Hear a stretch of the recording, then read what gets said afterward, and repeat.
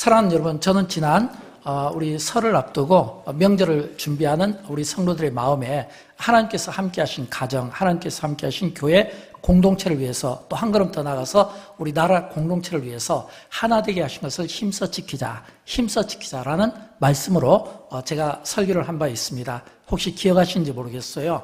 또 혹시 이 함께 지키기 위해서 가정에서 노력을 하셨는지 또는 교육 공동체 가운데 노력을 하셨는지 한번 스스로에게 질문을 던져보고 싶습니다.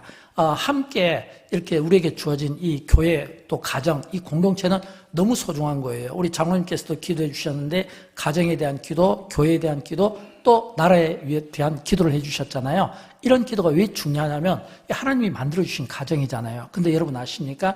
이 하나님이 만들어주신 이 아름다운 공동체가 이 하나가 된 것을 힘써 지키기 위해서는 무엇보다 이 공동체의 소중함을 깨닫는 것이 중요합니다. 또 두 번째는 우리 각자에게 주신 은사에 따라 섬기는 게 중요해요. 왜냐하면 아무리 우리가 좋은 재능과 은사를 가지고 있다 할지라도 그 은사와 재능이 제각기 쓰임을 받는다면 좋은 역할을 감당하지 못하겠죠. 그러나 예를 들어서 지도자의 어떤 통제나 또는 서로 이렇게 협력 관계를 통해서 하나됨을 힘쓴다면 굉장히 우리 찬양대처럼 아름다운 이런 하모니가 나오지 않겠습니까? 또 저는 우리 대한민국을 위해서도 하나됨을 힘쓰자라고 이렇게 말씀을 드렸습니다. 왜냐하면 각자의 소리가 크면 클수록 이렇게 고통받는 것은 사실은 일반 서민이고 그리고 백성들 아니겠습니까? 자신의 주장을 조금 내려놓고 이 나라를 위한 이 큰 틀에서 서로 하나됨을 힘써서 우리가 꿈꾸는 세상은 어떤 세상이냐면 이사야 11장에 나온 말씀처럼 사나운 짐승과 그로 약한 짐승이 서로 뒹굴어도 싸우지 않고 잡혀먹고 잡히지 않는 이런 강자가 약자를 보호해주고 그로 약자가 강자를 두려워하지 않는 세상. 이게 뭐냐면 우리가 꿈꾸는 세상 아닐까요? 어린아이가 독사에 이렇게 굴에 손을 집어넣어도 이 독사가 어린아이를 물지 않는 이런 세상을 우리가 꿈꿔야 되지 않겠습니까? 근데 여러분, 우리가 이처럼 하나됨을 힘쓰고 이 하나됨을 위해서 우리가 함께 힘을 모으려면 전제가 있어야 돼요. 여러분, 그 전제가 무엇일까요? 저는 사랑이라고 생각합니다. 왜냐하면 사랑은 모든 우리 시대의 어떤 다툼과 분열 또는 분쟁을 하나로 묶을 수 있는 또 이 모든 것들을 잠재울 수 있는 가장 확실한 대안이 사랑이라고 생각합니다. 근데 문제는 이 사랑이 우리에게서 작동이 되지 않는다는 거예요. 여러분, 우리가 성경에서 얼마나 많은 사랑을 나옵니까? 교회에서 늘 이야기하잖아요. 하나님은 당신을 사랑합니다. 주님의 이름으로 사랑합니다. 형제님 사랑합니다. 자매님 사랑합니다. 근데 그게 나에게 와닿지 않는 경우가 있어요. 왜일까요? 우리는 많은 경우 사랑을 이야기하고 있지만 문제는 이 사랑이 이게 다른 사람에게 이게 전달이 되지 못하고 그리고 이 다른 사람에게 힘을 발휘하지 못하는 것은 가짜 사랑일 겁니다. 아니면 이 사랑이 진정성이 없다는 거예요. 여러분, 우리가 사랑을 이야기하기 전에 진짜 사랑은요, 내가 사랑을 받아봐야 돼요. 사랑을 받아본 사람이 또 다른 사람에게 사랑을 줄 수 있는 거예요. 내가 사랑을 받아보지 못했는데 내가 어떻게 다른 사람에게 사랑을 줄 수 있으며, 특별히 우리는 하나님의 사랑을 이야기하잖아요. 그러면 하나님의 사랑을 받아봐야죠. 여러분, 하나님의 사랑을 받으면서 사십니까? 여러분이 하나님의 사랑을 받으면서 사시면 날마다 내가 하나님의 사랑을 받는, 하나님의 사랑받는 자녀고 하나님의 사랑받는 소중한 아들, 딸이라는 이 하나님의 이 사랑이 항상 내 삶을 떠나지 않는다고 하는 이런 이 확신이 있고 이 사랑을 받아야 비로소 내가 누군가의 사랑을 이야기하더라도 그 사랑이 작동이 되고 그 사랑이 이게 상대에게 이게 전달이 된다고 하는 겁니다. 오늘 우리 시대가 많은 경우 갈등과 분열을 일으키는 원인 중에 하나는 사랑합니다라고 이야기하지만 그러나 그 사랑에 상대가 진정성을 느끼지 못하는 겁니다. 또 사랑합니다라고 이야기하지만 그 사랑이 가짜 사랑일 가능성이 많다고 하는 거예요.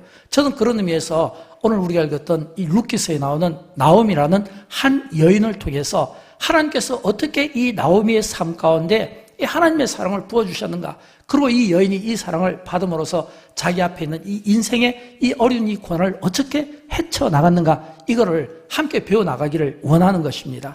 여러분, 오늘 우리가 읽었던 이 룻기서는 그 배경이 사사시대에 있습니다. 왜냐하면 창세기, 출애굽기, 레위기, 민수기, 신명기, 그리고 여호수아, 사사기, 그리고 그 다음에 룻기서거든요. 근데 룻기서 1장 1절에 보면 어떻게 시작하냐면 이렇게 시작을 하는 거예요. 사사들이 치리하던 때에, 이렇게 돼 있잖아요. 사사들이 치리하던 때. 이건 뭐냐면 앞에 우리가 공부했던 이 사사시대의 배경을 가지고 있는 거예요. 근데 이 사사시대는 어떤 시대였냐면 왕이 없는 시대였어요.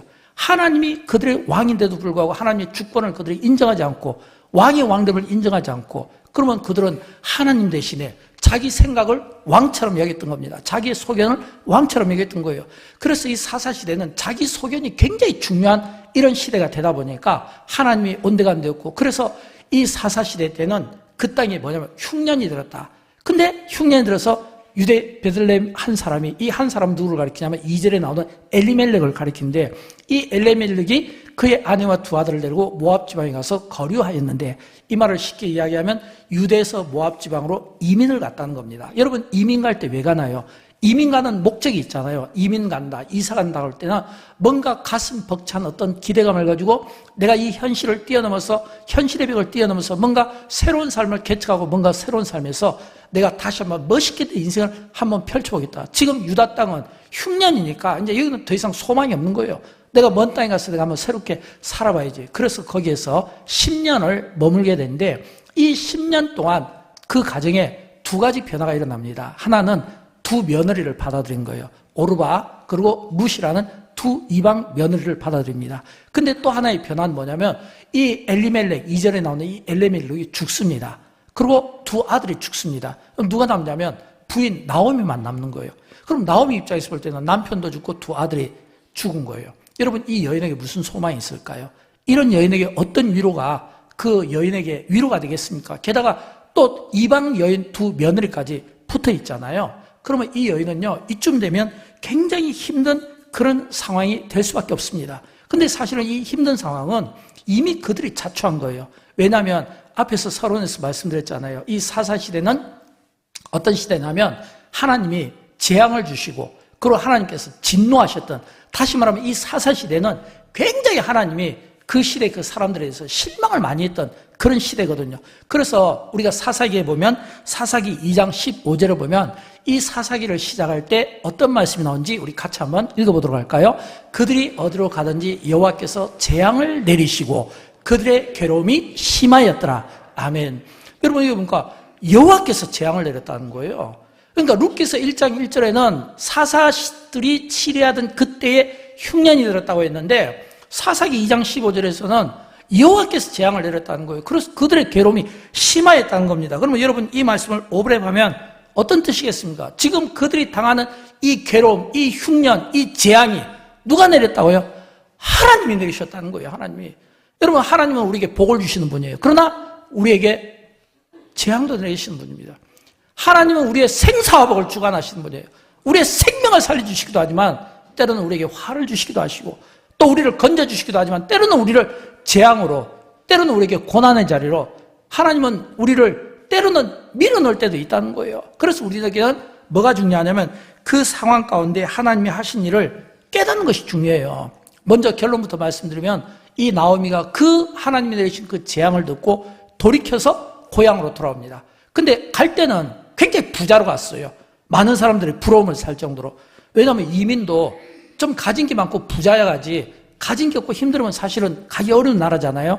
굉장히 금이항항으로 가서 돌아올 때도 그렇게 돌아와야 되는데, 이 돌아올 때는 이 나오미가 굉장히 마음이 상심이 되었고 비통함을 가졌어요.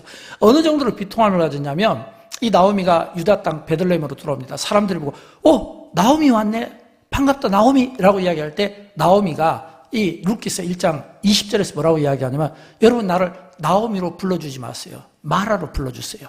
여러분, 나오미의 이름 뜻이 뭔지 알아요? 복된 여자, 사랑받는 자, 은혜를 받은 자. 굉장히 좋은 이름이잖아요. 좋은 이름이죠. 근데 마라는 어떤 이름을 가졌냐면 괴로움, 비통함입니다. 여러분, 나를 나오미로 불러주지 마세요. 이 말은, 여러분, 내가 받은 은혜가 없어요. 나는 사랑을 받지 못했어요. 나는요, 괴로움밖에 없어요. 나를 마라로 불러주세요. 왜 이렇게 고백을 하냐면, 룻기서 1장 21절에 보면 바로 그 답이 나오는데, 한번 같이 읽어보도록 할까요? 내가 풍족하게 나갔더니 여호와께서 내게 비어 돌아오게 하셨느니라. 바로 이거거든요. 나갈 때는 풍족하게 나갔는데 내가 다시 고향으로 돌아올 때는 10년 후에는 빈털터리로 돌아왔다는 거예요. 가난한 모습으로 돌아왔다라고 하는 겁니다. 그러니까 여기까지만 보면 이 나오미는 참 우리에게 실망을 주는, 별로 소망이 없는, 매력을 주지 못하는 여인으로 등장을 하는 겁니다. 근데 성경은 여기서 끝나는 게 아니에요. 왜냐하면 성경은 오히려 그런 그 나오미의 삶을 우리에게 주목하게 만듭니다. 왜냐하면 이미 인간적으로 그 일어난 일의 결과를 놓고 보면 이미 다 뭐 남편도 죽고 두 아들도 죽고 가진 재산 다 날리고 이방 이제 며느리 둘 얻은 건데, 근데 이제 빈털털이잖아요. 그러니까 자기가 스스로 이 나옴이라는 이름을 거절하고 말하라고 불러달라고 하잖아요. 얼마나 참 처량한 모습입니까? 근데 여러분, 왜 성경은 이런 이 나오미의 삶을 오늘 우리에게 주목하고 있을까요? 들려주고 싶어 하는 메시지가 있습니다. 나오미가 비록 비참하지만, 그래서 그의 실패한 삶이지만 나오미가 실패했지, 하나님이 나오미의 인생을 실패하게 만든 것은 아니라는 사실. 또 나오미가 비록 실패했다 할지라도 다시 그가 딛고 일어서는 법을 오늘 이 나오미의 삶을 통해 우리에게 가르쳐주고 싶은 겁니다. 여러분 가운데 혹시 내 인생이 왜 이거밖에 안 돼? 실망하는 분이 있습니까? 왜? 사람들은요, 어떤 어려움을 당하면 항상 그 어려움을 누구에게 이야기하면 부모 탓, 조상 탓, 집안 탓, 그리고 자기 탓. 왜 하필이면 내가 이렇게 고난을 받아요? 하필이면 왜 저예요? 하나님 많고도 많은데 이웃 동네도 있고 이웃 나라도 있는데 왜 하필이면 저예요? 라고 하면서 자기 자신이 당하는 이 고통이 마치 뭐 세상에 자기 혼자 고난받는 것처럼 모든 오만 이런 인상 쓰면서 그 고난이 전부 자기 몫이라고 생각하면서 하나님 왜 나만 이렇게 고난을 받습니까? 라고 이렇게 이야기하는 게, 이게 뭐냐면 고난받는 사람의 일반적인 특징입니다. 또 그런가 하면 또 고난을 받는 사람을 대하는 우리의 태도는 어떤 태도냐면 위로를 해준다고 하는데 사실은 위로가 안 돼요. 왜냐하면 우리는 많은 경우 위로를 한다고 하는데, 여러분 위로도요, 내가 그 상황에서 겪어보고 내가 체험을 해봐야지, 그냥 내가 아는 약간의 기본적인 상식과 기본적인 그 사람이 아는 조금을 가지고 위로한다는 것은 이건 값싼 위로고, 오히려 이 위로가 나중에는 오히려 더 실망이 되고 상대에게 상처를 준다는 걸 알아야 돼요. 욥을 한번 생각해 보십시오. 욥의 고난을 욥의 세 친구들이 찾아가서 얼마나 이야기했습니까? 욥이 위로를 받았나요? 오히려 그 친구들 때문에 더 상처를 받잖아요. 욥의 친구들은 욥을 위로한다고 하지만, 아니 자식들도 잃지 않고 재산도 잃지 않고 자기 몸이 병도 얻지 않고 부인이 자기를 위해서 저주하고 떠난 그런 그 욥의 상황을 겪어보지 않은 그가 어떻게 위로해 줄 수 있고, 그런 상처를, 아픔을 당해보지 않고 넘어지지 않았는데 어떻게 위로해 줄 수 있겠냐라고 하는 겁니다. 우리가 에레미야를 이야기할 때 에레미야의 그 눈물을 우리가 흘려보지 않고 눈물 흘린 사람을 이해할 수 있어요? 나는 눈물이 나오지 않아요. 근데 펑펑 우는 그 사람 향해서 울어보지 않은 내가 울어준다는 것은 이건 진짜 값싼 동정이지, 이게 진짜 위로는 아니다라고 하는 겁니다. 그러니까 아무도 이 나오미의 이 상황을 위로해 줄 수 있는 사람이 없다라고 하는 것입니다. 아무도 위로해 줄 수가 없는 거예요. 어떻게 그 나오미가 가진 그 슬픈 그 가정사를 우리가 위로해 줄 수 있고, 우리가 어떻게 그 가정사를 놓고 우리가 평가할 수 있겠는가라고 하는 겁니다. 근데 여러분, 우리 가운데 그런 분들이 없어야 되겠지만 혹시라도 어려움을 당할 때 이 한 가지를 꼭 기억하십시오. 그건 뭐냐면 하나님의 자녀에게 가장 중요한 것은 하나님입니다. 하나님의 자녀에게 중요한 것은 하나님. 왜냐하면 우리가 하나님을 아버지라고 부르잖아요. 하나님을 나의 아버지, 하나님 아버지라고 부르는 것은, 자녀들은 본능적으로 어려움을 당하면 누구를 찾냐면 아빠, 엄마를 찾듯이 하나님의 자녀들은 본능적으로 하나님을 찾게 되었어요. 그러니까 우리가 지금 이곳에서 예배를 드리는 것은 왜입니까? 우리의 예배의 형식이에요? 절차예요? 아니잖아요. 우리의 예배를 받으시는 하나님, 그 하나님이 어떤 분이신가를 우리가 생각하고 예배를 드리는 거예요. 그럼 여러분, 하나님은 어떤 분일까요? 제가 이 룻기서에 나오는 이 나오미의 상황을 생각하면서 제가 이렇게 하나님에 대해서 두 가지 본문을 택해 보았는데, 에레미야서 33장 2절과 출애굽기 3장 7절입니다. 여기에 보면 하나님은 어떤 분이냐면 일을 행하시는 분, 또 성취하시는 분, 또 하나님은 어떤 분이냐면 내 백성의 고통을 분명히 보고, 이 말은 나의 고통을 보시는 분, 또 부르짖음을 듣고 나의 부르짖음을 들으시는 분, 또 그 근심을 알고 나의 근심을 아시는 분. 적어도 여러분, 하나님이, 우리가 하나님 앞에 예배를 드리면 나의 예배를 받으시는 하나님이 어떤 분이냐면, 하나님은 일을 행하시기도 하고 만들어서 성취하시기도 하고, 때로는 나의 고통을 보시기도 하고 나의 부르짖음을 들으시기도 하고 나의 근심을 아시기도 하는, 적어도 이 정도의 하나님은 우리가 알고 있고, 이런 하나님일 때 비로소 이 하나님은 나의 이 고통과 나의 어떤 이 슬픔을 아시고 그 부르짖음 가운데 싸매어 주시고 나를 회복시켜 주시는 하나님이시다는 거예요.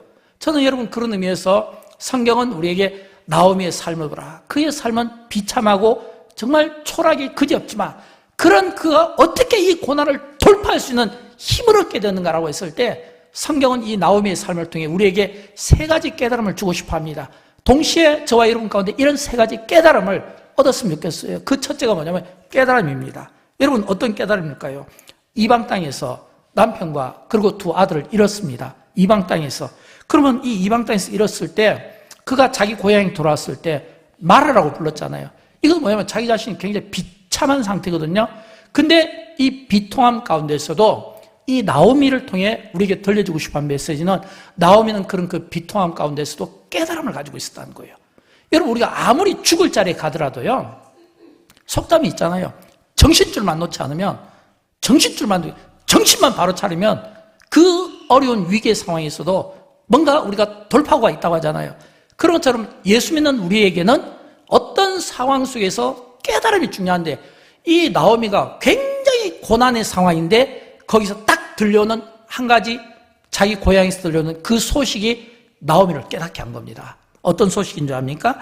그 소식은 오늘 보면 6절 말씀이에요. 우리 같이 읽어보도록 합니다. 그 여인이 모압 지방에서 여호와께서 자기 백성을 돌보시사 그들에게 양식을 주셨다함을 듣고 이에 두 며느리와 함께 일어나 모압 지방에서 돌아오려 하여 아멘. 여러분 여기서 지금 나오미가 뭘 깨달았냐면 모압 지방에서 남편도 죽고 두 아들도 죽고 며느리와 함께 가진 것 없이 힘겹게 살아가는 피곤하고 고단한 인생에게 들려온 고향 소식은 뭐냐면 여호와께서 자기 백성을 돌보시사 그들에게 양식을 주셨다함을 들었더라 이거예요.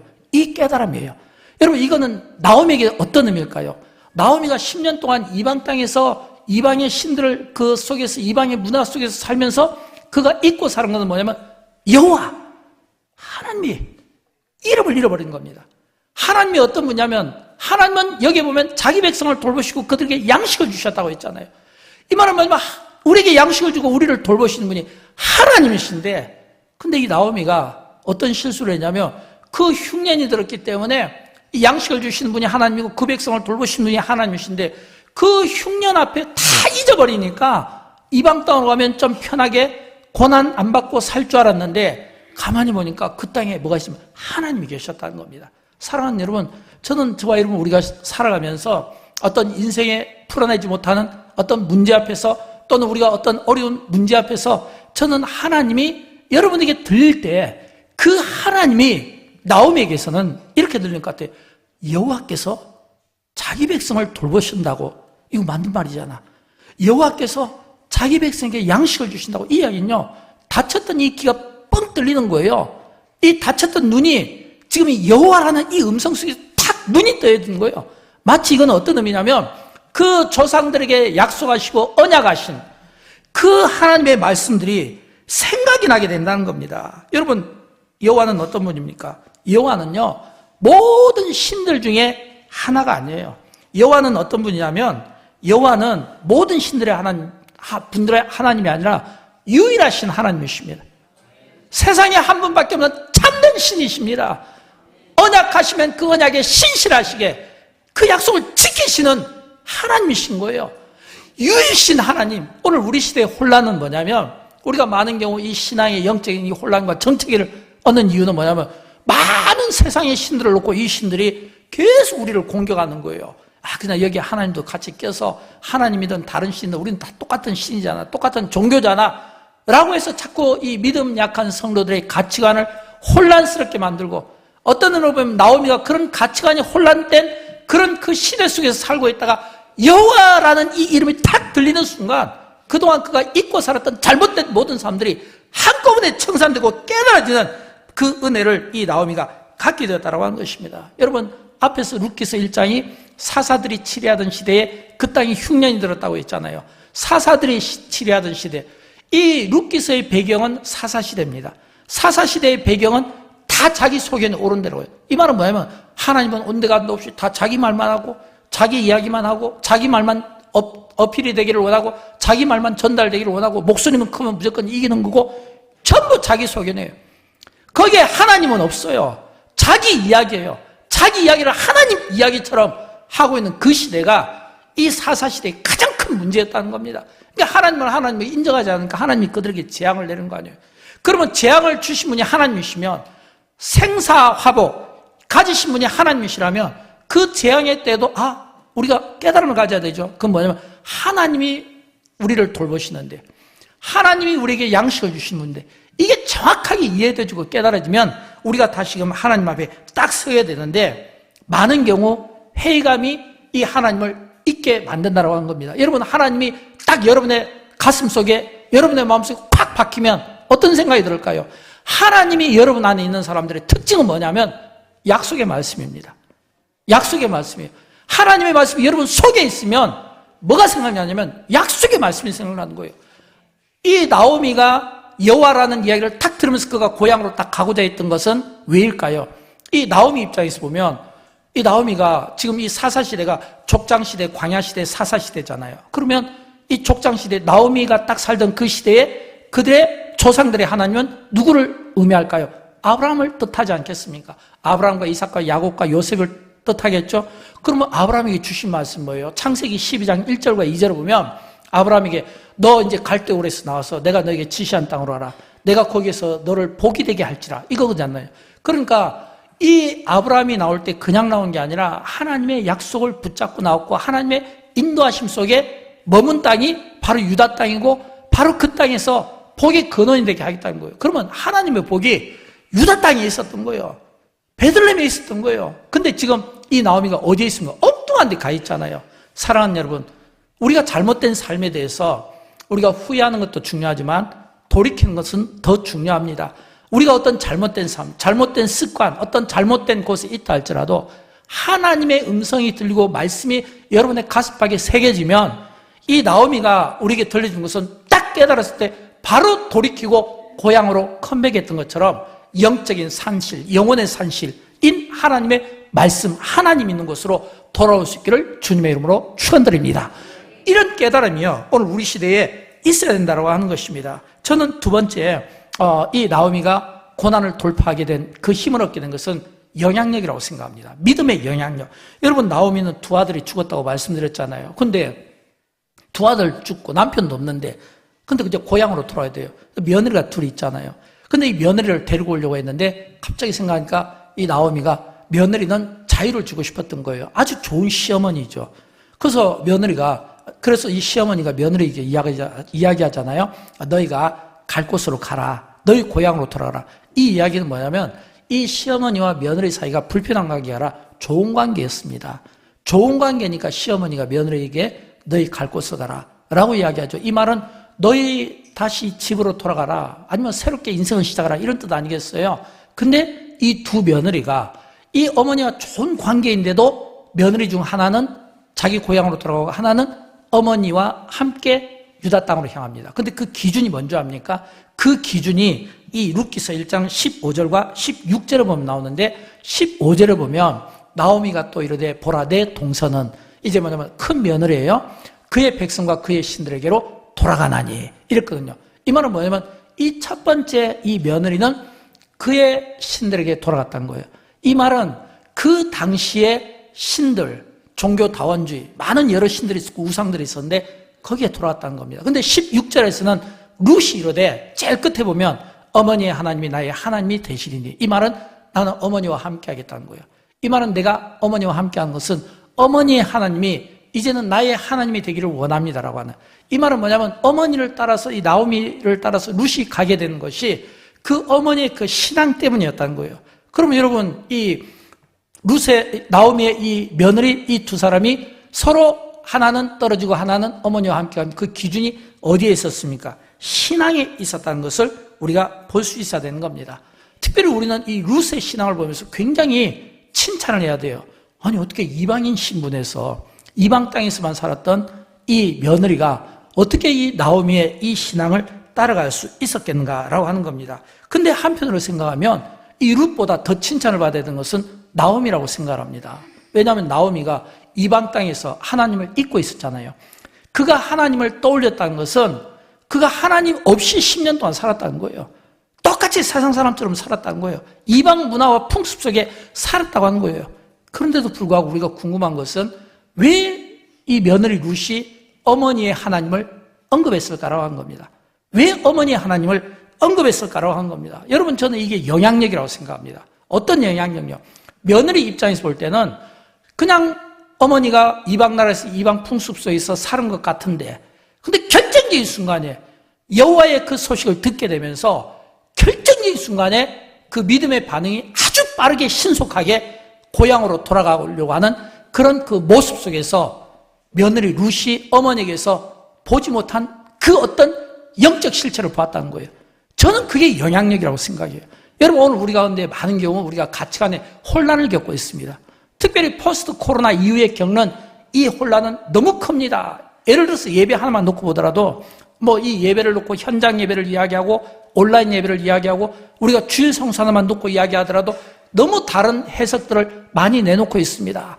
교회마다 건물도 크고 건물도 화려하고 주차장도 크고 모든 것들이 잘 갖춰져 있는데 중요한 것은 그곳에서 예배를 드리는 성도들이 빠져나가고 있다는 거예요. 여러분, 이건 뭘 뜻할까요? 그렇게 믿음이 좋은 믿음의 성도들이 가치관에 혼란을 받으니까 그래요. 뭐 현장 예배면 어떻고 온라인 예배면 어떻고 또 내가 주일을 성수하면 어떻고 아니면 어떻고 봉사하면 어떻고 이거 뭐냐면 이래도 저래도 이 말을 들어보면 이 말 같고 저 말을 들어보면 저 말 같은 이게 뭐냐면 정체성의 혼란이에요. 특별히 우리의 자녀 세대, 우리의 젊은 세대일수록 너무나도 많은 이 신앙의 정체성이 혼란의 도전을 받고 있다는 것을 여러분 우리가 기억을 해야 되는 거예요.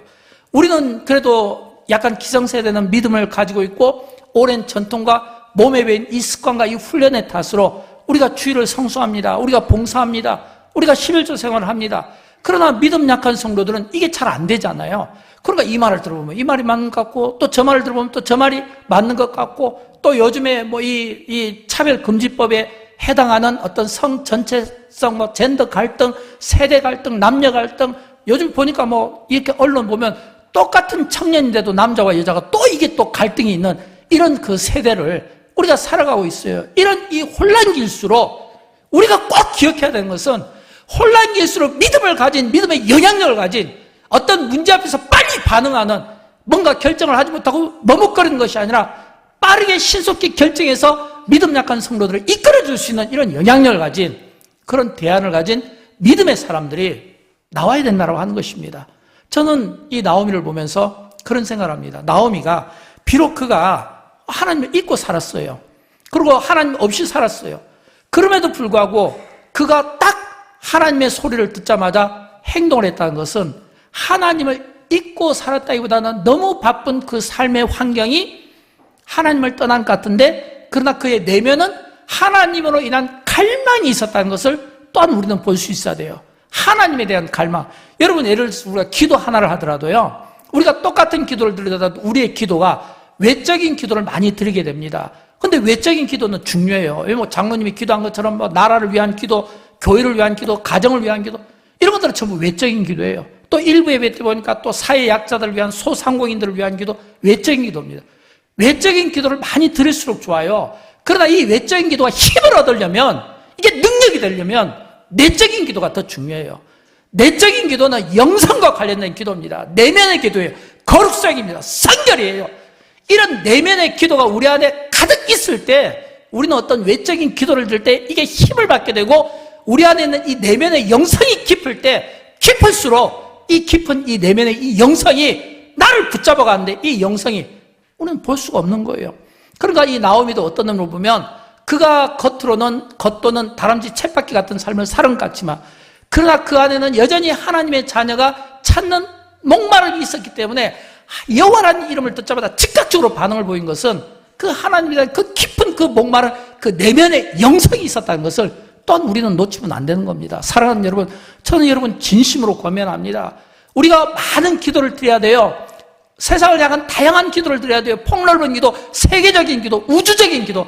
그러나 이런 기도가 열매를 맺으려면 우리 안에는 내적인 영성, 영력, 거룩성, 순결성 이런 것들이 안에 있을 때 우리의 기도가 보다 힘있게 쓰임받는다고 하는 사실을 믿으시기 바랍니다. 이런 영성을 가지십시오. 이런 믿음을 가지십시오. 믿음의 관점에서 믿음의 영향력을 가지고 우리가 세상을 볼 수 있는 마음이 있을 때 믿음 약한 성도들, 흔들리는 성도들, 이런 성도들을 우리가 이끌어주고 붙잡아줄 수가 있다는 겁니다.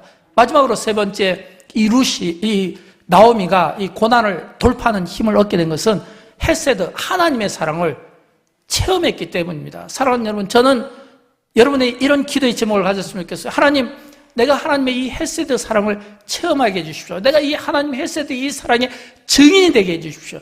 여러분, 룻기서는요, 짧은 장이에요. 그러나 이 룻기서의 전체적인 주제는 뭐냐면 하나님의 사랑입니다. 하나님의 사랑이 여러 가지가 있어요. 그러나 그 가운데 특별히 헤세드예요. 그럼 여러분, 이 헤세드, 하나님의 사랑은 어떤 사랑일까요? 세 가지가 있는데, 첫째는 하나님의 언약적인 사랑입니다. 하나님은 시건치 않는 분입니다. 한 번 약속하시면 반드시 지키는 분이에요. 한 번 약속하시고 언약하신 그 약속에 대해서는 끝까지 책임지시는 하나님이에요. 두 번째, 끊을 수 없는 인간관계의 사랑입니다. 예를 들어서 우리가 다윗과 요나단을 생각하면 되겠죠? 어떤 관계인지. 그리고 세 번째, 우리 같이 한번 읽어보도록 합니다.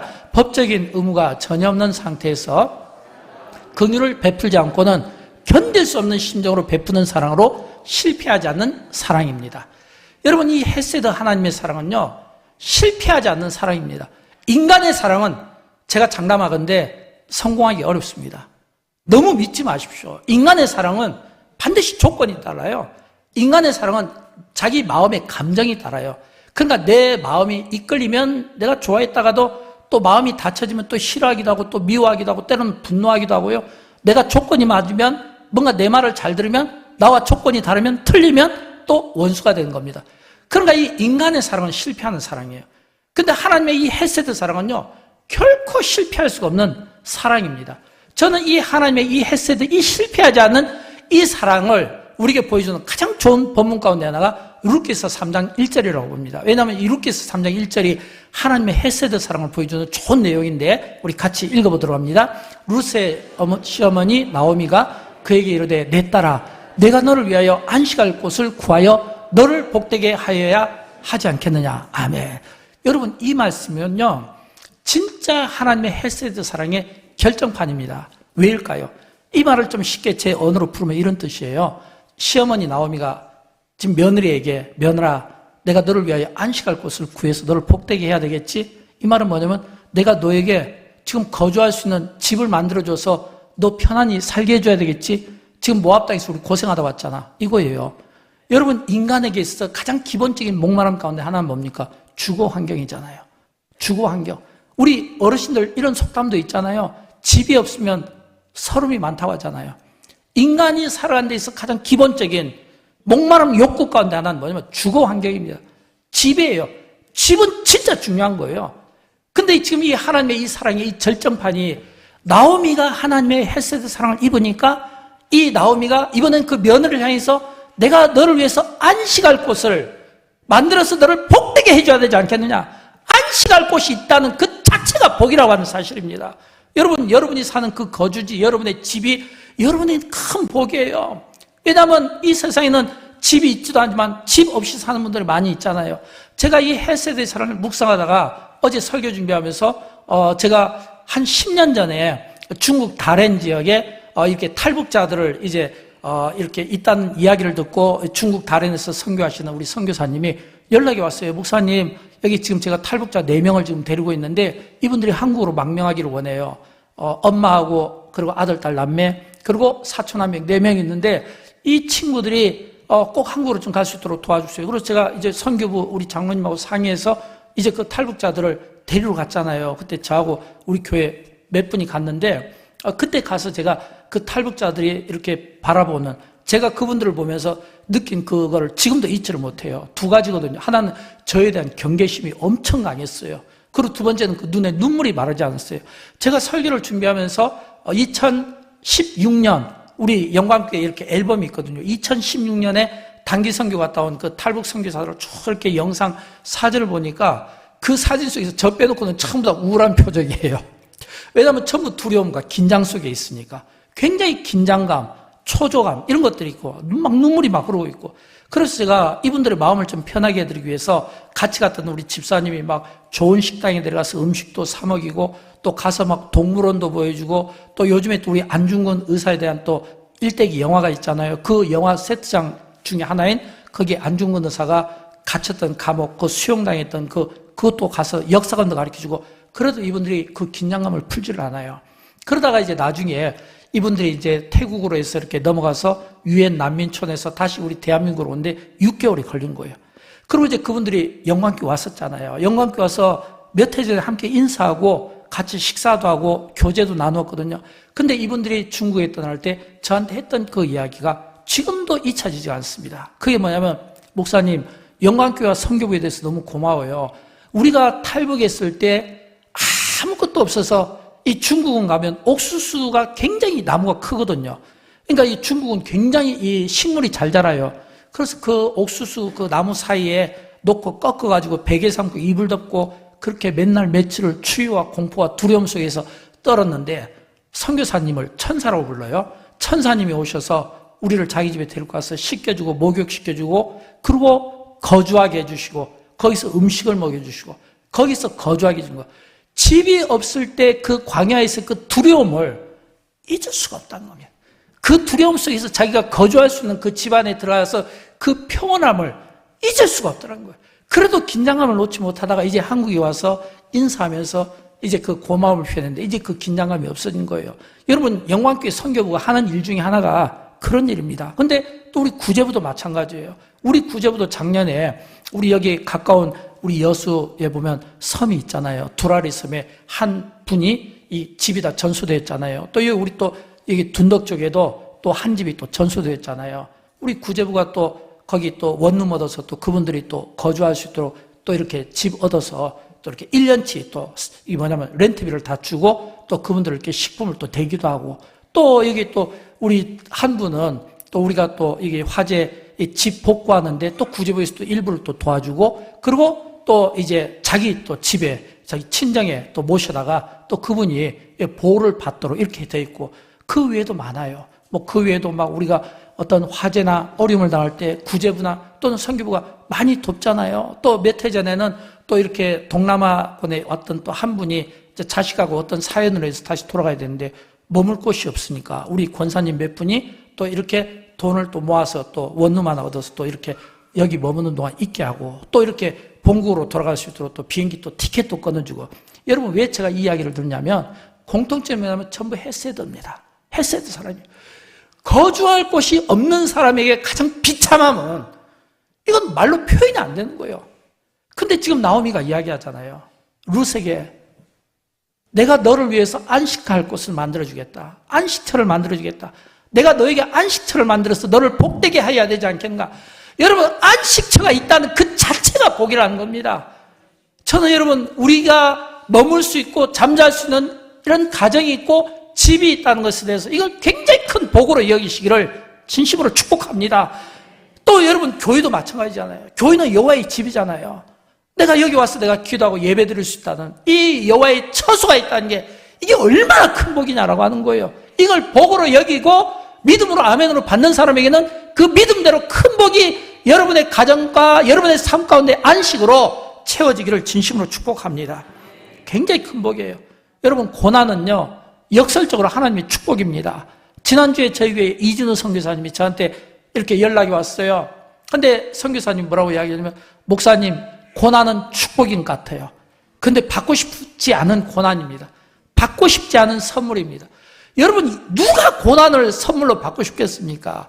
아무리 고난이 선물이라 할지라도 역설적으로 이 가운데 고난을 선물로 받고 싶은 분들은 한 분도 없을 거예요. 한 분도 없지만 그 선교사님이 저에게 목사님 고난은 선물인 것 같아요. 어떻게 선물이 될 수 있어요? 하나님을 의뢰하니까. 그 고난 때문에 내가 납작 엎드려서 하나님을 찾게 되고 하나님께 다가가게 되니까 그게 복이라는 거예요. 여러분 바울이 이런 이야기를 했잖아요. 고린도후서 1장 9절에서 바울이 고백을 했는데 우리 같이 읽어보도록 할까요? 우리 마음에 사형 선고를 받은 줄로 알았으니 이는 우리로 자기를 의뢰하지 않고 오직 죽은 자를 다시 살리시는 하나님만 의뢰하게 하심이라. 아멘. 그랬거든요. 다 우리는 사형 선고를 받았어요. 다 우리는 우리가 살아가면서 이 세상에서 살아가는 동안 낙심합니다. 실망합니다. 사람에 대해 실망합니다. 배신에 대해서 실망합니다. 인간관계 어떤 어그러짐 때문에 실망합니다. 먹고 살기 힘들어서 실망하고 때로는 우리가 하고자 하는 일들이 어떻게 벽에 부딪혀서 되지 않을 때 우리는 힘들어요. 근데 그런 그 고난이 선물인 것은 그 고난을 통해서 하나님께서 우리에게 들려주고 싶은 메시지가 있는 거예요. 여러분 나오미를 보십시오. 실패한 인생이에요. 나오미가 실패했지 하나님이 실패한 것은 아니에요. 그러니까 나오미의 삶을 통해 우리에게 들려주고 싶은 것은 어떤 메시지냐면 나오미를 봐라. 그가 실패한 인생처럼 보이지. 그의 이름 뜻이 뭐라고? 그의 이름 뜻은 은혜 받은 자. 그의 이름 뜻은 그건 뭐냐면 선물이거든요. 근데 하나님께서 나오미는 마라 인생이 아니야. 그의 고백처럼 나옴이라는 거예요. 이 말은 뭐냐면 그의 고백처럼 여전히 그는 복된 여자고 사랑받는 여자고 은혜받는 자라는 것을 성경은 우리에게 들려주고 싶은 거예요. 혹시라도 왜 내 인생은 이렇게 꼬였지, 잘 안 되지, 내가 안 된 거지, 내 인생을 주관하시는 하나님이 나에게 대해서 포기하고 내려놓은 것은 아니에요. 잠깐 잡고 있을 뿐이죠. 그러나 그 고난을 통해서 나오미의 인생을 역전시켜 준 것처럼 저와 여러분의 인생을 역전시켜 주시는 하나님이신 것을 믿으시기 바랍니다. 그래서 고난이 선물인 것은 내가 이 고난을 통해 바울의 고백처럼 내가 하나님을 의뢰하이다. 우리가 여러분 하나님을 의지하는 거예요. 왜요? 죽은 자를 살리시고 죽었다 살아나신 부활의 능력을 가지신 주님이시잖아요. 그 은혜가 저와 여러분의 삶 가운데 있게 되기를 주님의 이름으로 축원드립니다. 우리 함께 일어나셔 우리 함께 찬양하도록 할까요? 예, 오늘 우리가 고난을 돌파하는 힘인데 이 찬양은 우리 김주열 집사님이 작곡한 노래입니다. 우리 김주열 집사님이 참 좋은 노래를 많이 만드시는데 아마 이 찬양을 만들 때 제가 이렇게 설교 준비하면서 이 노래를 많이 들었어요. 그래서 아마 이 노래, 이 찬양이 오늘 우리의 이 설교와 적용이 되고 앞으로 저와 여러분에게 큰 힘이 되기를 축복합니다.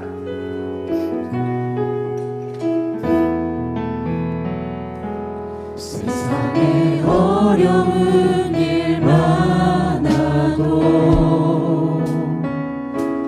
감당 못할 시험 없으니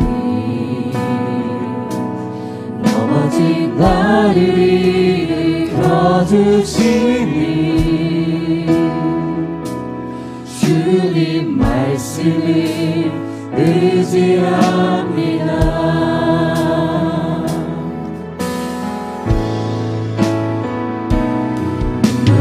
기도를 드릴 때에 낱낱이 듣고 기억하시니 언젠가 때를 따라 놓으시니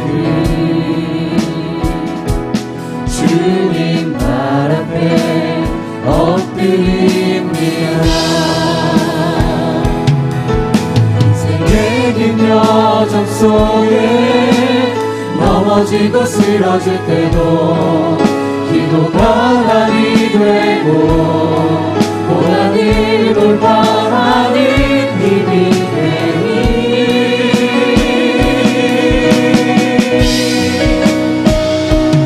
나를 안아주시는 주의 사랑 그 사랑 힘이 되어 이겨냅니다. 주님 영광 받아주소서.